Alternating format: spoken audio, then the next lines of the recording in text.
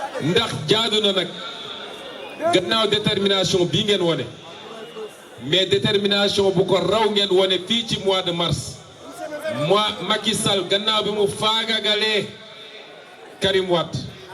dellu si faagagal Khalifa Sall ne moom rek mooy doon kuy di mbëkke ne day faagagal Ousmane Sonko yéen ñeen a jóg ne du fi amee kon léegi est-ce que jaadu na ñu def sacrifice yooyu yëpp fukki bakkan ak ñeent rot ci xale yi wane ci taxawaay boo xam ne mag ñi toog seen kër di ñaan est-ce que jaadu na ñu jaar foofu yëpp dellu si naan ñi ngay woteel Macky Sall tappalekat bi est-ce que loolu jaadu na parce que li xew mois de mars pour ñu mën koo concrétiser wane ni jëlaat nañu suñu destin en main parce que mois de mars du Macky Sall rek waaye li ne ci gannaaw Macky Sall ngemb ko mooy intérêt étranger yi nga xam ne moom la jiital ci intérêt réew mi ba tax mu jaay géej gi ba mool yi amatuñu jën ba tax mu jaay suñu pétrole jaay suñu gaz jaay suñu zircon jaay suñu suuf wax naa ko barki démb ci benn meeting ba léegi waxuñu de te xaamaan boobu taxawoon fii ne day suul yoonu yeewi askan wi xaamaan boobu nga xam ne doomu mbuur la ne moom mooy suul yeewi askan wi nee naa leen fii ci yéen ña ngi fay jaay 150 hectares moom xaamaan mooy dox mbir mi mooy jëli xaalis bi pour yóbbu ko ci Macky Sall kon ñooñu amul benn sénégalais boo xam ne war naa yéenewaat di jël kartam di ko jox ñooñu loolu nag ñu bëri dañ naan 2024 la loolu erreur d'appréciation la changement bi dafa commencé au mois de mars ñu war koo firndeel dans les urnes le 23 janvier 2022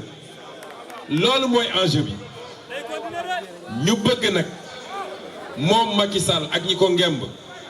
mooy tubaab yeeg ñeneen ñi nga xam ne ñoo ko gënal sénégalais bu ñuul kukk ñoo ko gënal sénégalais bu weex bi sax ndax sénégalais ñépp ko bokk dama ne tubaab Macky Sall boobu su ngeen bëggee mu abal ñu ndax bëgg ngeen ko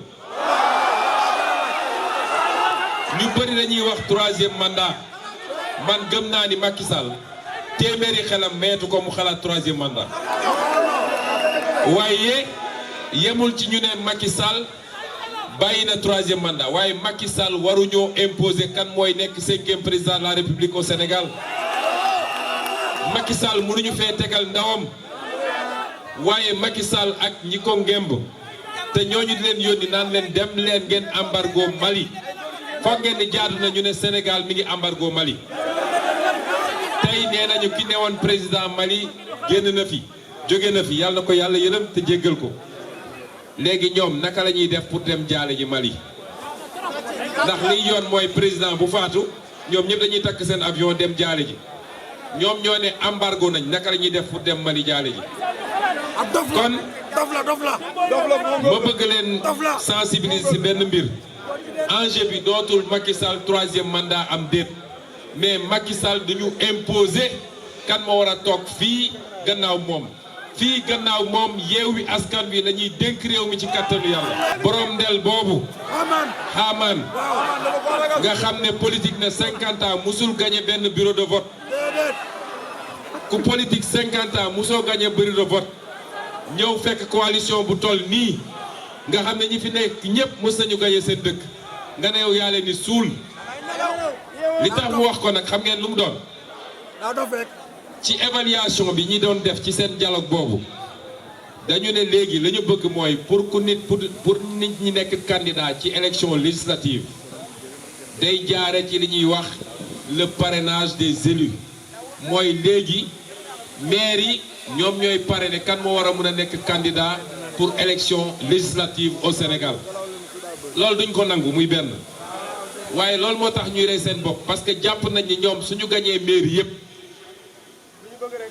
kenn mënatul nekk député ku dul ñoom soo demee dëkk yi def parrainage dañ ne kenn ku nekk élu bu nekk maire bu nekk mun na parrainer nangami nit mais ñoom li ñu bëgg mooy gannaaw bu ñu juuj njaacee ba gañe mairie yëpp ñu bind ne maire bu nekk benn nit rek nga mun a parrainer benn liste rek nga mun a parrainer bu ko defee la ñu bëgg ñoom ci ni ñuy def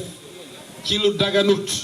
ci lu jaarul yoon ba jëlaat réew mi ñu jaaree ko seen tapet yooyu ni ñu defoon parrainage en 2019 est-ce que loolu nañ ko nangu. kon ñun politique jaamu yàlla la ci ñun dañu gëm ni julli ak koor ak aji màkk ni mu bëree yool sonn ngir sa askan baax noonu la bëree yool loolu moo ñu dugal ci politique. moo tax mbir mi dañoo bëgg mu jaral leen les jeunes bëgg Ousmane Sonko bëgg Yewwi Askan Wi lu baax la waaye am sa carte bésu vote bi 7 heures du matin mu fekk la fa nga voté ba pare toog sécuriser vote bi parce que ñoom ay sàcc lañu loolu moo ëpp solo lépp bu ngeen ko defee nag ba jox ñu dëkk yi juin ngeen jox ñu assemblée nationale 2024 ñu bale leen bu boobaa yéen wàccoo ngeen ak ñun wallahi dama ko waat di ngeen ne xamuñu woon ni mën nañoo yore réew ci yorin bu rafetee nii loolu lañ leen di wax ñu ngi leen di gërëm di leen sant asalaamaaleykum